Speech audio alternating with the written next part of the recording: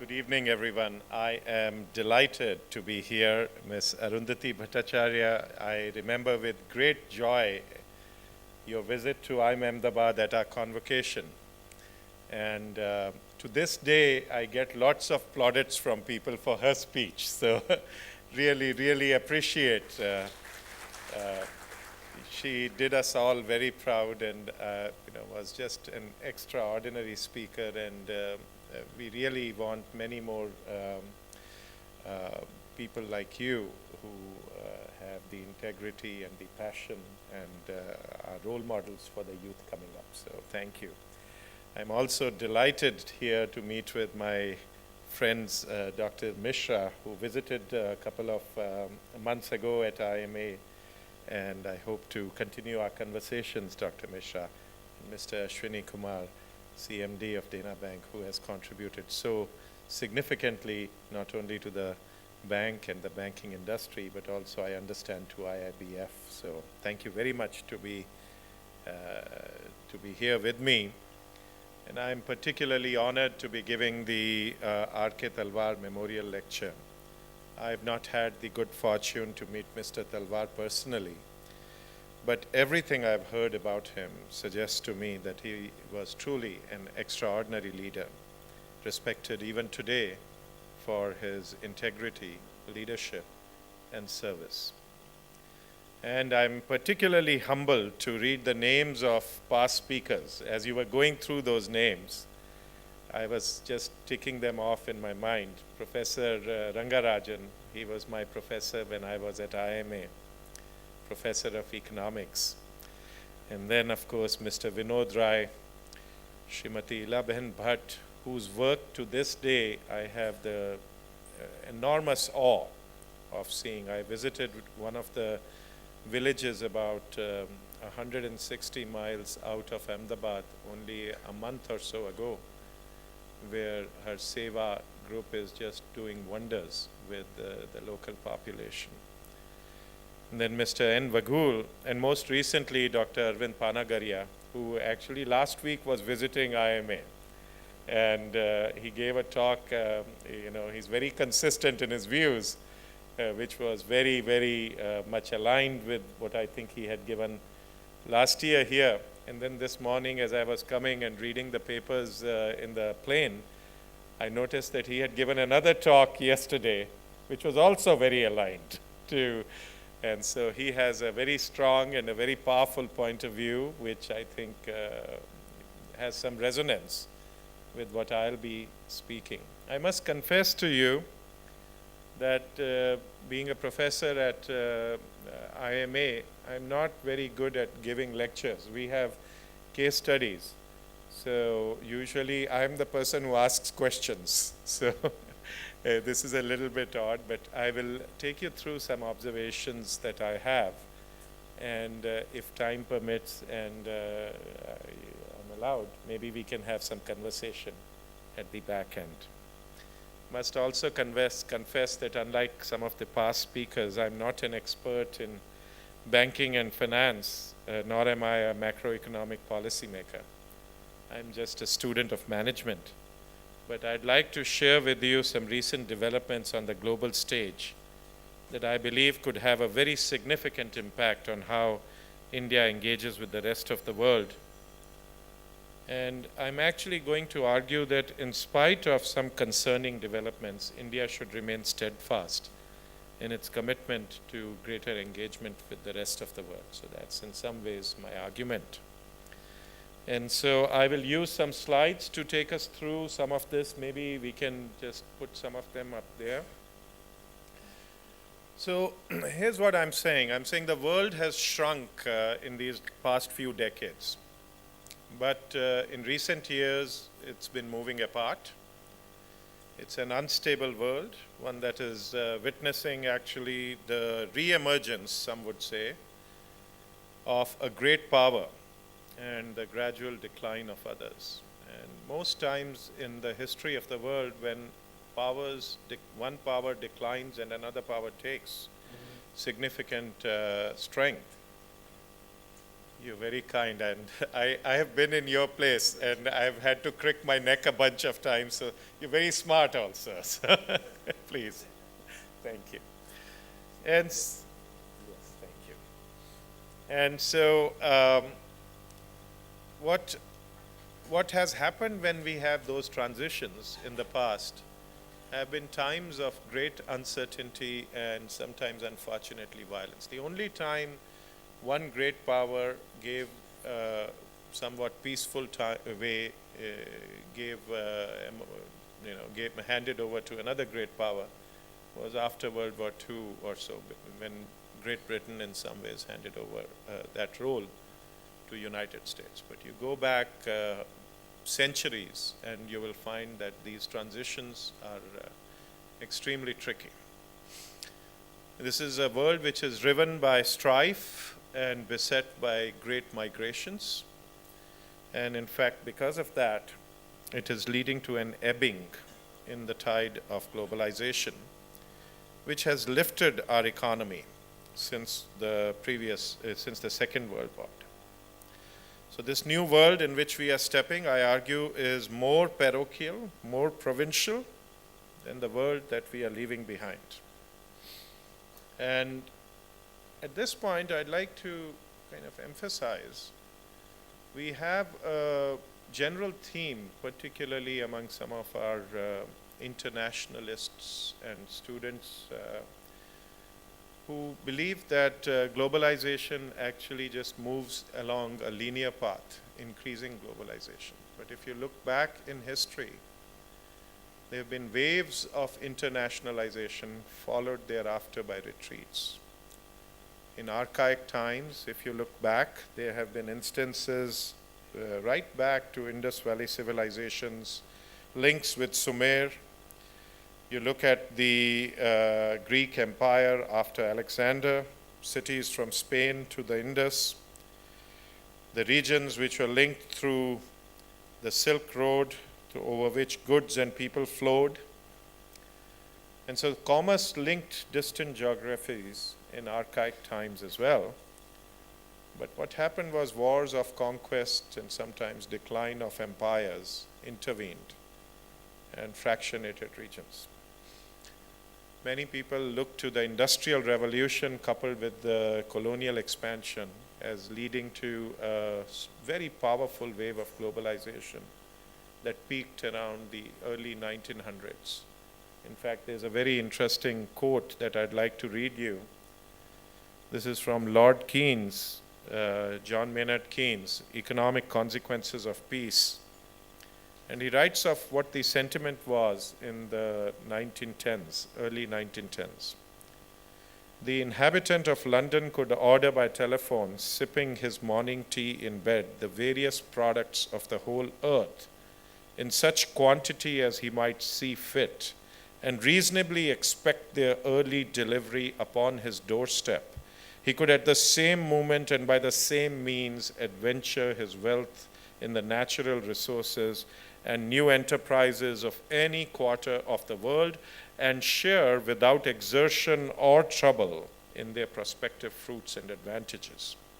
Or he could decide to couple the security of his fortunes with the good faith of the townspeople of any substantial municipality in any continent that fancy or information might recommend. He could transit to any country or climate without passport or other formality, could dispatch his servant to the neighboring office of a bank for such supply of precious metal as might seem convenient, and could then proceed abroad to foreign quarters, coined wealth upon his person, and would consider himself greatly aggrieved and much surprised at the least interference. But most important of all, he regarded this state of affairs as normal, certain, and permanent, except in the direction of future improvement, and any deviation from it as aberrant, scandalous, and avoidable. Sounds very much like what some of our internationalists felt in 2007. And this is in 1912, 1913. So what we see, at least if we look back, is that commerce and enterprise and openness, there have been waves of these. They have led to globalization. They've brought prosperity with them, as Arundhati ji mentioned. But unfortunately, we have also had these waves ebb. And typically, what has led to the ebbing of these tides of globalization have not been economic concerns, but concerns of identity, fear of being exploited by others, and a desire for status quo. And driven by those, there have been retreats which have actually led to, I'm being mild here by saying economic slowdowns and significant declines as well. And so post-World War II, we have been through a period actually catalyzed by several developments, United Nations, Bretton Woods, information technology, which have all heralded a powerful wave of globalization that has created tremendous economic value. And yet, in recent times, I argue, we are experiencing a rolling back of this tide of globalization. So, let me just take you through a tour of the globe. And again, I'm going to just take you through some pointillist picture of how the world has evolved based on experiences and deliberations.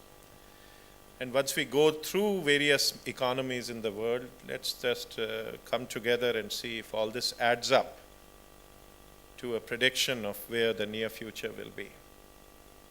And so let's begin, in fact, with the US. The US economy is in the middle of an extraordinary energy boom, which has been pushed by the fracking technology. And thanks to its relatively liberal immigration policy, has a young population profile compared to most other developed countries, contributing to growth, unlike in many of the other developed nations. Yet, the US economy, which in fact is doing better than most other developed economies on most measures, faces several questions. How do you leverage the wealth that exists to society's benefit? How do you provide good jobs, good work to people? And how do you keep alive the American dream that the next generation will definitely be better than the previous one, even as growth slows, but aspirations are not slowing? You may have seen the cover of the latest Economist. Cheap credit, low-cost imports have kept consumption afloat for a very long time. But there are recurrent nightmares of what bubbles might exist and what deflation might be induced once credit tapers. And there are very significant schisms in society, separating the haves from have-nots, the Donald Trump phenomenon, the privileged but the threatened, separated from the relatively less privileged but the rising. And looking at the global stage, their shadow is slowly getting dimmer as China rises and they begin to understand the long-term cost of adventurism such as Iraq abroad. So this is a nation amongst the developed, growing some and with very significant strengths, the biggest economy in the world, but facing very serious questions on how society ought to share its wealth, how it should think about its role in the wider world, and somewhat uncertain about how much of a footprint it should have outside. Europe is cracking. The Greek crisis, now several years in the making, in fact, created the impression of a two-speed Europe, a northern, hard-working, savings-oriented, and a southern, somewhat more profligate, consumption-oriented, and the nations of Europe were struggling to find whether they could keep the union together. just by having a common currency, or whether they need to have a tighter union, perhaps in terms of coordination on fiscal policy, or perhaps even some political decisions. Those were the debates being made. The concern was that perhaps they could not retain that tighter union with some of the weaker nations in it. But Britain surprised everyone, themselves as well, one would imagine. One of the stronger nations, in fact, chose to leave Europe, leading to questions about the entire enterprise. Eurosceptics asking whether the direction towards knitting the various nations of Europe together into something larger was flawed, and whether it would break the nations apart. Again, if you look at the Brexit vote, that vote was driven not by economic reasons. It was driven by concerns of identity, intensified by immigration. And this is happening in Europe at a point when growth is anemic. It's the age of negative interest rates, not only by central banks to the banks, but in fact banks offering negative interest rates to their depositors. A population that is gray and shrinking and still very strongly anti-immigration for identity reasons, feeling threatened by the waves of people coming in, worried about the future, perhaps retreating from some of their liberal notions post-World War II and making their borders more impregnable. China, the second largest economy in the world, growing perennially 10% or so every year for 2 decades almost, 1991 onwards through the aughts. And that time is gone. Growth has slowed down. Projections for the future are of a slower growth rate. And part of that is because the compact that existed for a long time, a very strange compact, one of the poorest nations in the world, financing excess consumption by one of the richest countries in the world, by promising to hold their money and become their biggest lender so that they could give lots of jobs to their people. But America cannot keep consuming beyond its productive capability, and China, their people cannot eat the dollars and the US treasuries that they are accumulating. China today has by far the largest reserves in the world, perhaps 3 times larger than any other nation. So that compact has weakened. US has begun to live more within its means since the 2008 crisis. And China is looking to diversify its holdings as also move from being primarily an export-oriented society to building consumption inside. But one of the great challenges that China faces is that as opportunities get limited, the waves of people that have been coming from the hinterlands to the eastern cities and the eastern regions of commerce, how do they find the jobs that they have been getting before? And if they do not get the jobs, then one of the concerns that I imagine people in power have is that their attention will focus more intensely on the differences that have risen in this society. China today is, if you look at any economic measures of inequality, is a fairly iniquitous today. And some of the richest people in China have become rich thanks to Guanxi. And so there is concern about the unrest, the unhappiness that this may cause in society. There's also a concern, one would imagine, amongst leaders in China, that the trade-off that they have offered to their populace, which is economic well-being, growth in economic well-being in exchange for some curtailment of rights of expression, that will begin to chafe more to the population. And so a concern whether they'll be able to accommodate the large volumes, large numbers of people looking for jobs, even as they try to change the economy, mindful of this risk of social unrest that might arise. One way one could argue that those in power in China might think of mollifying those tensions is by identifying the problems with others, people outside, whether these be the small nations in the near abroad or it be the large nation receding from Chinese shores.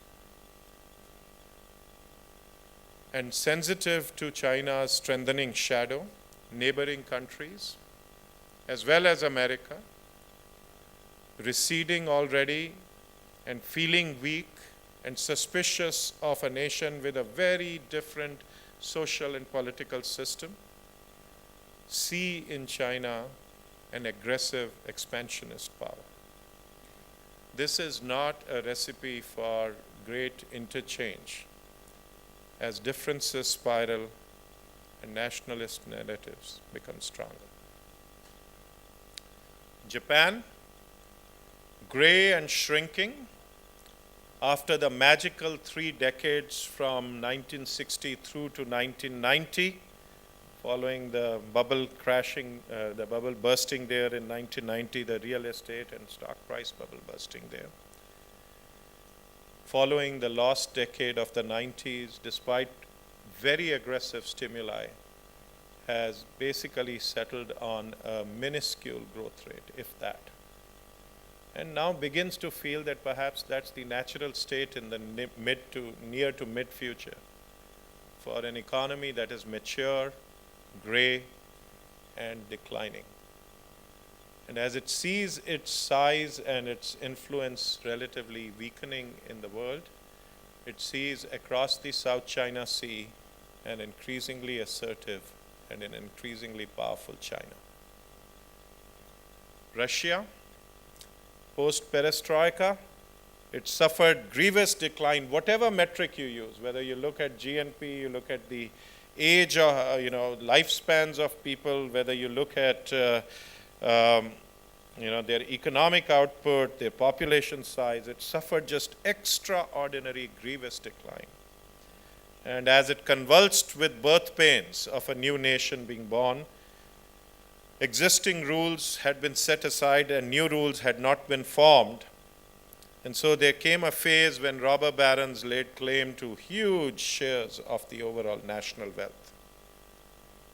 Over time, a strong central government came to be established, which established order, tamed the oligarchs, and it prevented capture of natural wealth, nation's wealth.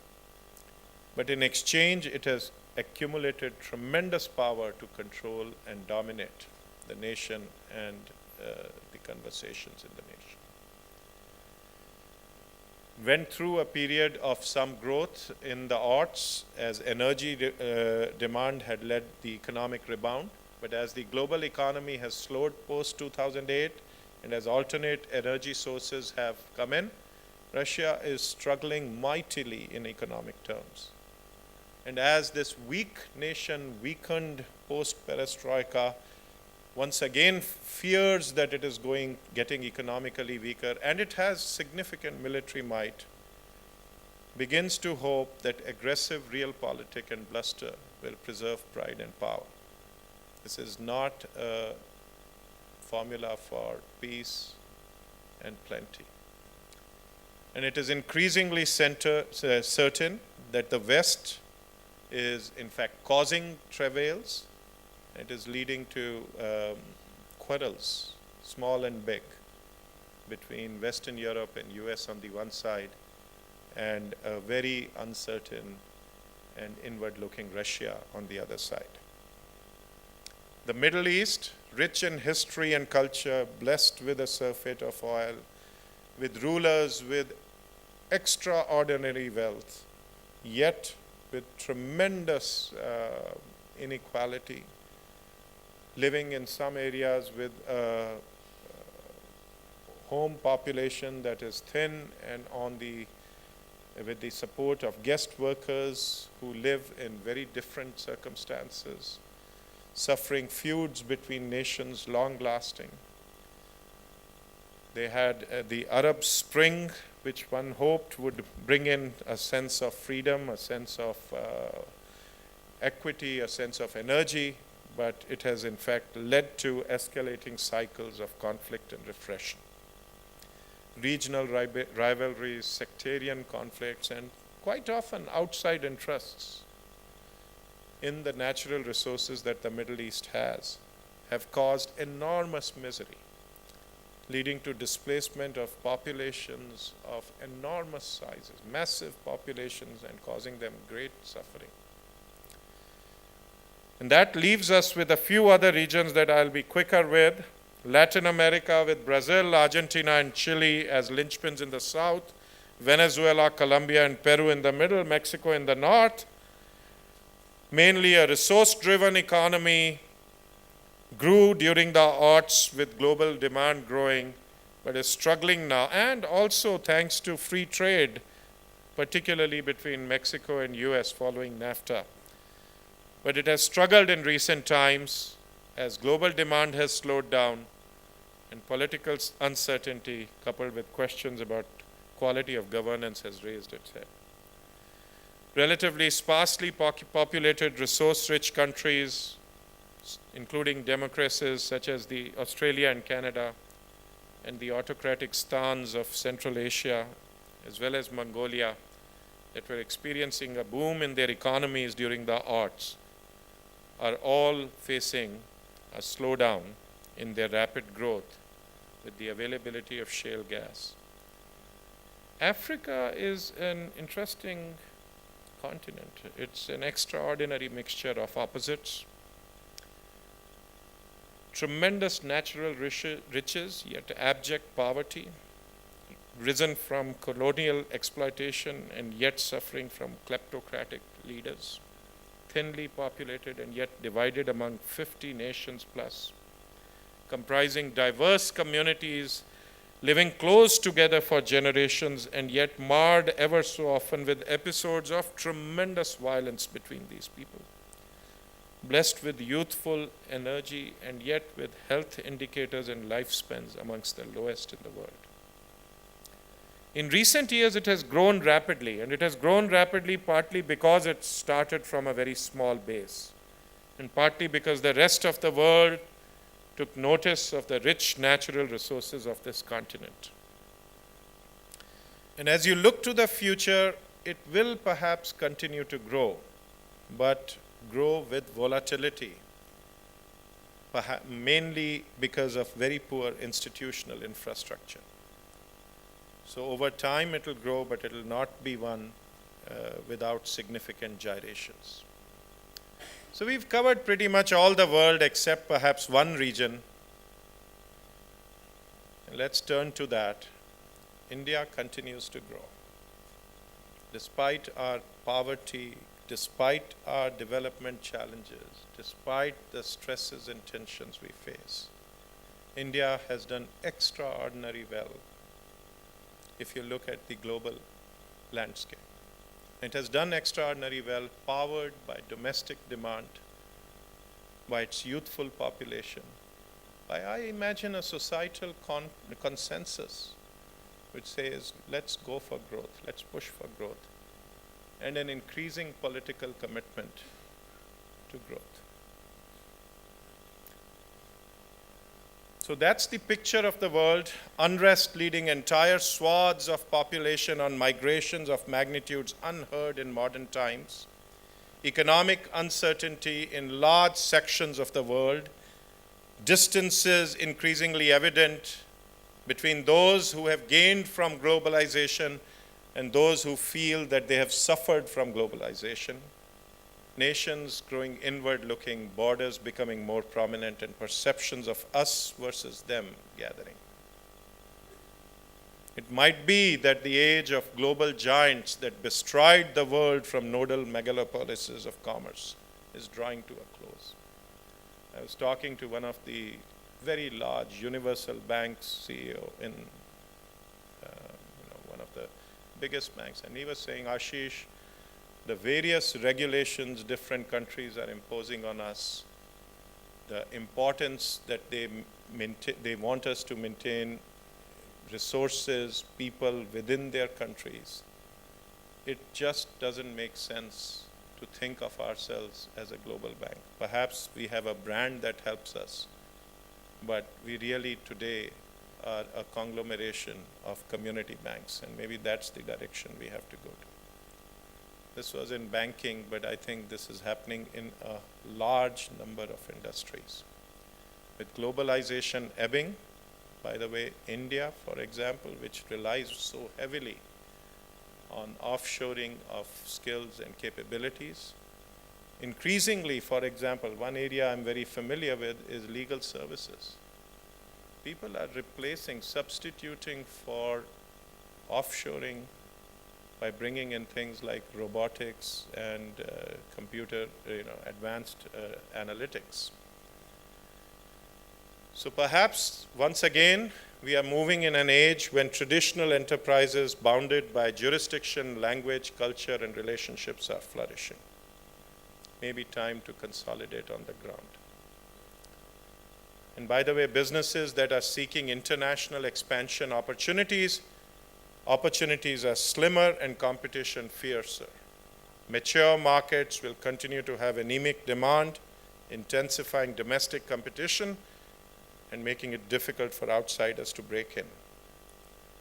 Chinese state-owned corporations will continue to trawl abroad for some time, partly to secure their manufacturing supply chains. Africa, as I mentioned earlier, perhaps offers promise, and so businesses will continue to look to Africa. But if you want to see where businesses will look to in large markets, to me, I think at least in the near to middle future, these three large markets are USA, which thanks to innovation and immigration, and despite the competition and despite the complexity, is a large market and continues to be attractive. China, as it transitions from being a production and export-oriented to a domestic consumption-oriented economy, even as its wages rise, and provided we cut red tape and improve ease of operations, India. By the way, even as I make the observation that the tide of globalization is ebbing, there is one very powerful countervailing force. That's the force of information technology, which is making geographical distances moot and the world smaller. If you look at the top 7 companies by market value in the world today, 5 of those top 7 companies are technology companies. And in some of these companies, usually, again, I'm in the midst of people who are much more knowledgeable about finance than I am, but I used to hear that shareholders punish companies if they keep free cash because managers might misuse it. But here are some technology companies where, in fact, shareholders are rewarding these companies for keeping free cash. So if you put $1 in Apple, shareholders think it's worth more than $1. Perhaps what they are seeing is some major changes lie just beyond the horizon, which will require very significant commitments. They are probably placing their bets on these technology companies. So for some time now, IT has offered new ways to organize work, and we've typically noticed that in business processes.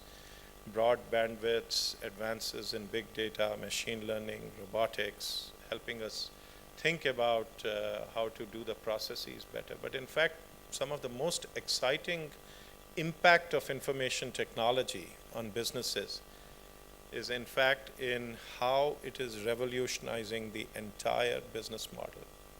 And again, I'm in the midst of bankers, how mobile banking, how internet banking is totally changing the world of banking, just totally changing it. I have seen this in education. how education is totally the way it is being offered, and I was smiling to myself as your IIBF 10-minute video was being shown, and I was saying I should take good notes on how you do all the distance learning and e-learning, and maybe take some of those lessons with me back to IIMA, in the midst of industries which move at the pace of dinosaurs. These are disruptive, extraordinary changes. Transformation to digital offers new value to customers, and it involves wrenching changes, but what it also does is it creates extraordinary economies for platforms. And so there is a chance of big monolithic companies binding people together. And so you might in fact come to a world where people are part of a global village, feel they're using technology which is global brands, but have very specific local concerns. They have international perspectives, but parochial considerations. And in such a world, successful companies will have global brands, but they will have local responsiveness.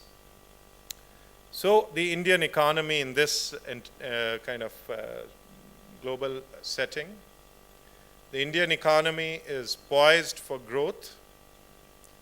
It has grown robustly. Our population is young. As I mentioned, there's a social compact to pursue economic progress, and we have the political desire to facilitate it. But we are poised for growth in a world in which the global economy is slowing down. Other nations are becoming more inward focused and raising barriers. So in this world, as the tide of globalization ebbs, how should India think about its stance towards the rest of the world? And there are three approaches that I have outlined, and I think one of them is definitely the appropriate approach we ought to take. So the first one is to play tit for tat and respond reciprocally to other people and enterprises from other countries based on how they act towards us. It would feel fair, and it would encourage other nations to open to the Indian businesses, and it would give our producers a sense of fairness, a level playing field, so to say. This would be like cutting your nose to spite your face, because we would deny our own people goods, services, high quality, because other nations are denying such to their citizens. Another approach suggested by many, and Dr. Panagaria is one of the proponents, I would suggest, is that we should follow the path that has been laid out by the Asian tigers in the early years, by China in the 1990s, and take a policy that privileges exports, that privileges manufacturing. We take a few regions, perhaps close to the sea in different parts of the country, and really build export-oriented manufacturing hubs. This has worked in the past, and it might be a good time to do this because the factory of the world, China, wages are rising, and just as what China did to the Asian tigers in the 90s, perhaps now India could do to China. Already some of Chinese businesses are moving to places like Vietnam and some to Bangladesh. Perhaps the natural place, given the size of people and the capabilities, could be India. However, some concerns about this approach. The Asian tigers followed this model, and China later, when countries were much more open to international business. The general consensus in the world was trade is good, globalization is nice, and we are all moving towards a more globalized world. Today, the mood the world over is very different. And if you target some countries for export, those countries are very sensitive now to doing asymmetric trades. So it's very difficult to find markets where people will very happily say, you export to us, but please, you're welcome to keep your markets closed. And by the way, the Indian government, and for very good reasons, does not have all the degrees of freedom that the Chinese government had in domestic policy. The Chinese government could say, we will collect the dollars that we get from export to US and put in our national treasury, and we will suppress consumption for a couple of generations. India does not have that flexibility. And for good measure, I think. Nor, by the way, this strategy suggests that we identify some industries to support. It suggests we identify some regions to support. I am not particularly convinced that governments are very good at ex ante identifying industries or regions that will be winners. Their record is not extraordinary in being very good at forecasting what are good industries to go into. And by the way, the moment you start identifying who to support and who not to, you create opportunities for people to curry favors, to people to exert influence, all of which is actually extremely value destroying. What I would suggest is we are a democratic, dynamic, confident nation. Where we have been open, we have done extraordinarily well. Whether it is in software or if it is in retail outlets for food, we just commit to being an open civilization, regardless of how other nations behave. We are a welcoming nation that welcomes people and enterprises regardless of sectors or geographies. We simplify rules of commerce. We encourage competition among our states. And as we encourage competition, naturally we will have clusters of industries emerge. International companies will come bringing with them patient money, quality jobs, cutting-edge products and services, competition to local companies. And competition will encourage local companies to excel. And once they excel, they will look for markets outside India as well. And markets outside India where they can do very well in coming years are mostly, other than US, neighbors of India: Africa, China, Southeast Asia. But the way to push for exports there is by pushing for efficiency amongst producers in India, and that happens by keeping them open to winds of competition rather than protecting them. So in this setting, the government would for sure set some norms for entry into India, privileging companies and industries that are job creating. It would make sure that it enforces rules of competition that are fair. It would ease business operations, and it would build the capabilities of people. But it would continue to eschew from involvement in industries, or in fact from picking favorites either in industries, silicon chips or potato chips. They are both equally good. Or regions for that matter. People are smart. Let them choose where they want to be. So even as the tide of globalization ebbs in this world, we should continue on this path of being an open economy, a beacon in a world that is becoming more inward-looking. It's a path we have been on in recent years, perhaps haltingly, perhaps slowly. And in fact, I would say this is a path that resonates with our culture since ancient times. For Indian civilization has been open to visitors from near and far, trading not just in goods, but in ideas and thoughts as well, confident in of itself and curious about the others, rich through exchange.